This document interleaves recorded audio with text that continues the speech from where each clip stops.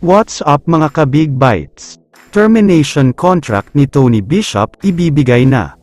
Pero bago ka sana magpatuloy sa panunood ay huwag mong kalimutang mag-subscribe sa aking YouTube channel. Sa kasalukuyan, merong 4-2 win-loss record ang Barangay Ginebra, at nasa number 4 sila ng standing.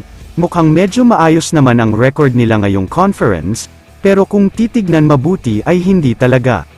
Sa 4 kasi na mga naging panalo ng Ginebra, 3 dito ay galing sa comeback win, ibig sabihin ay naghahabol lang sila, at madalas ay natatambakan talaga sila.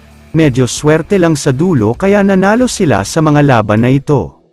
Ang napansin pa ng maraming fans, ay hindi talaga maaasahan itong si Tony Bishop lalo na sa mga crucial moments ng laro, dahil kadalasan kapag nangangailangan na ng puntos ang Barangay Ginebra, bigla talaga siyang lumulubog. Umaasa siya sa mga pwedeng gawin ng mga kakampi niya, at hindi niya kayang mag-take over. Kapag naman hawak na niya ang bola sa crucial moments ng laban, madalas ay hindi talaga niya alam ang gagawin niya. Ayaw natin magkumpara, pero pati ang mga Ginebra fans ay sinasabing sobrang malayo talaga siya kay Justin Brownlee, dahil si JB ay takeover mode na agad kapag ganitong sitwasyon, at alam na niya ang gagawin. Kaya naman ayon sa mga source, unti-unti na daw nakikita at napapansin ng Ginebra management na hindi magtatagal itong si Bishop sa Ginebra, dahil hindi fit ang style of play niya sa hinahanap ng mga ito, wala siyang X-factor na gusto ng Ginebra. Kaya naman bago matapos ang taon na ito, sobrang laki daw talaga ang chance na bibigyan na siya ng termination contract o kaya naman ay pwede rin buyout contract, para makahanap na daw ng ibang import ang Ginebra.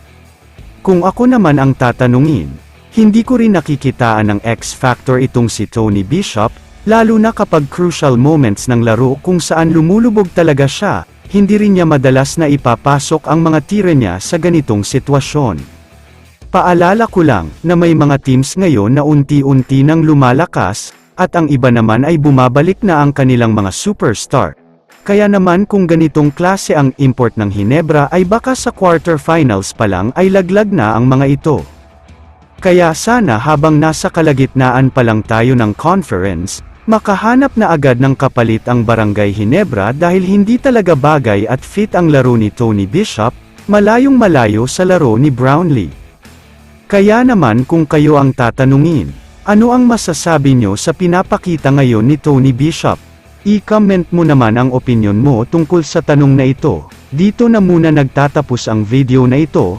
Maraming salamat sa panunood mga ka-Big Bites. God bless sa inyong lahat.